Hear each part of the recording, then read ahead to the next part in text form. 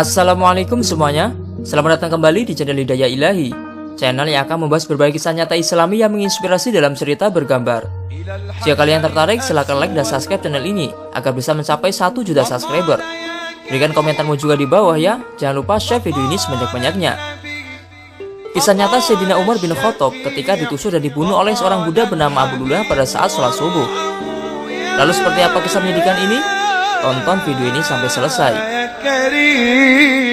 Sayyidina Umar bin Khattab adalah sahabat Rasulullah SAW yang kesehariannya digunakan untuk berdakwah dan berjuang di jalan Allah Subhanahu wa Ta'ala.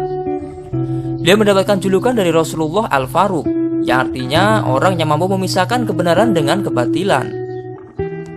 Rasulullah SAW juga bersabda dalam sebuah hadis bahwa sahabat Umar adalah penduduk surga yang berjalan di muka bumi.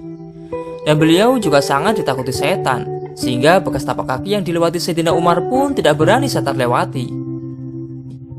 Sayyidina Umar bin Khattab juga sangat handal berperang melawan orang kafir, sehingga dakwah Islam semakin luas.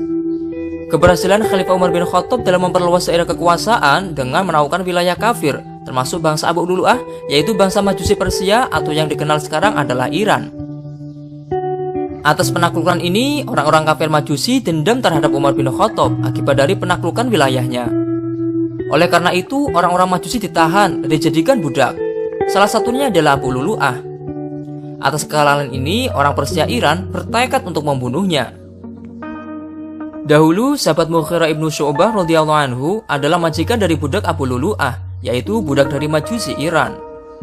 Abu Lulu'ah adalah budak yang istimewa dikarenakan dia budak yang memiliki keterampilan yang beragam sebagai pandai besi, ahli tukang, dan ukiran. Mengetahui keterampilan itu, sahabat Mughirah ibnu Syu'bah meminta izin kepada Khalifah Umar agar mengizinkan budak Majusi itu dipekerjakan di Madinah. Maksud meminta izin ini bukan hanya didasari dari kepemimpinan sebagai khalifah, akan tetapi Khalifah Umar pernah melarang budak dewasa untuk memasuki kota Madinah.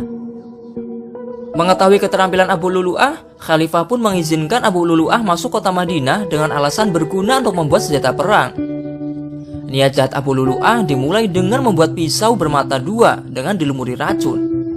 Peristiwa ini terjadi ketika memasuki waktu subuh.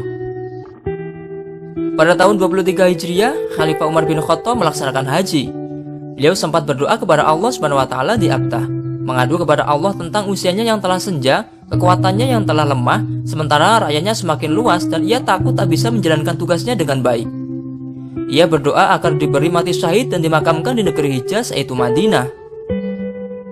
Pada waktu subuh, Sayyidina Umar memimpin sholat dengan melewati barisan shaf dan memerintahkan untuk meluruskan shaf. Ketika dia sudah tidak melihat lagi celah-celah dalam barisan shaf tersebut, maka Sayyidina Umar maju lalu bertakbir. Sepertinya beliau membaca surat Yusuf dan An-Nahl pada rakaat pertama, sehingga memungkinkan semua orang bergabung dalam sholat berjamaah. Ketika ia mulai melantunkan ayat-ayat Al-Quran, budak tadi keluar dari persembunyiannya. Secepat kilat ia menyerang Sayyidina Umar dengan 3 tusukan. Tusukan pertama mengenai dada, kedua mengenai perut, dan terakhir mengenai bagian bawah pusar. Sayyidina Umar menjerit dan roboh ke tanah. Saat itu ia mengulang-ulang firman Allah.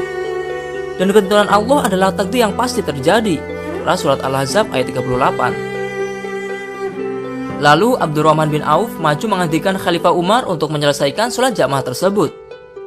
Sementara itu, setelah menusuk Sayyidina Umar, budak tadi menerobos ke barisan kaum muslimin dengan pisaunya yang diayun-ayunkan ke kanan dan ke kiri. Abu Lulu'ah berusaha lari sambil menyabet-nyabet pisaunya, sehingga ada sekitar 13 orang yang terkena tusukan belatinya dan 7 diantaranya meninggal dunia. Syukurnya ada salah satu jamaah yang melihat ini. Dia langsung melemparkan baju mantelnya dan tepat mengenai Abu Lulu'ah orang Majusi itu. Ketika akan ditangkap, budak tadi menyadari tak bisa lagi kemana-mana, dan akhirnya budak Abu Lulu'ah itu bunuh diri. Khalifah Umar sendiri langsung dibopong ke rumahnya. Orang-orang yang menunggui di sekitarnya menangis semua. Khalifah Umar pingsan sampai menjelang matahari terbit. Ketika sadar, dipandangnya wajah orang-orang di sekelilingnya. Pertanyaan yang pertama kali ia ucapkan adalah, "Apakah manusia sudah sholat?" "Sudah," jawab mereka semua. "Segala puji bagi Allah.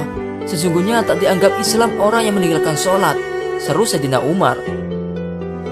Saat itu darah terus mengalir dari luka beliau, sehingga kami menutupnya dengan kain sorban. Demikianlah Sayyidina Umar menunaikan sholat subuhnya yang tadi belum diselesaikan.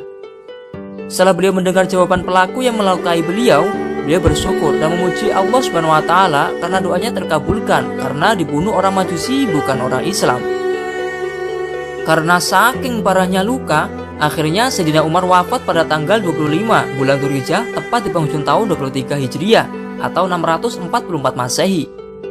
Masa kekhalifahannya adalah 10 tahun 6 bulan 4 hari.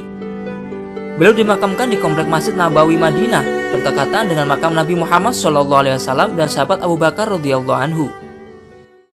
Lalu bagaimana nasib makam pelaku Abu Lulu'ah? Makam Abu Lulu'ah ada di Kashan, Iran. Akan tetapi dia meninggal di Madinah. Lantas bagaimana ia bisa dikuburkan di Kashan? Sejarawan berpendapat bahwa makam Abu Lulu'ah di Kashan, Iran adalah makam ilusi yang dibuat orang Majusi atau Iran sebagai simbol untuk memuliakan Abu Lulu'ah. Abu Lulu'ah diberi gelar dengan sebutan Abu Lulu'ah Baba Sujauddin yang berarti Bapak Pemberani.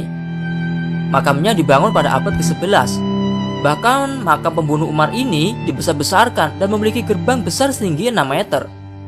Makam ini begitu dimuliakan oleh kaum Syiah dan sering dipadati peziarah. Ya, kita tahulah bahwa Syiah sangat benci kepada Umar sampai-sampai mereka melaknat dan menganggap Sayyidina Umar dan sahabat lainnya sebagai tauhid atau berhala. Na'udzubillah min dzalik. Syiah dikenal dengan kebencian dan laknat mereka terhadap para sahabat Nabi Shallallahu Alaihi Wasallam, khususnya Khalifah Abu Bakar, Sayyidina Umar bin Khattab dan Sayyidina Utsman radhiyallahu anhum.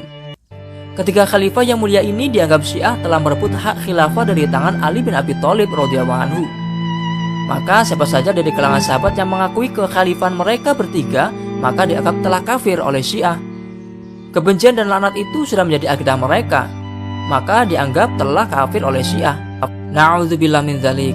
Semoga kita dihindarkan dari aliran Syiah dan semoga kita tetap dalam akidah Ahlussunnah wal Jamaah dan selalu mencintai para sahabat-sahabat Nabi yang mulia. Amin. Terima kasih telah menonton video ini. Jangan lupa tinggalkan jejak dengan cara klik like, subscribe, komen, dan share video ini sebanyak-banyaknya ya, agar channel ini semakin eksis dalam mensiarkan kebaikan. Amin. Wallahul muwaffiq ila aqwamit thoriq. Wassalamualaikum warahmatullahi wabarakatuh.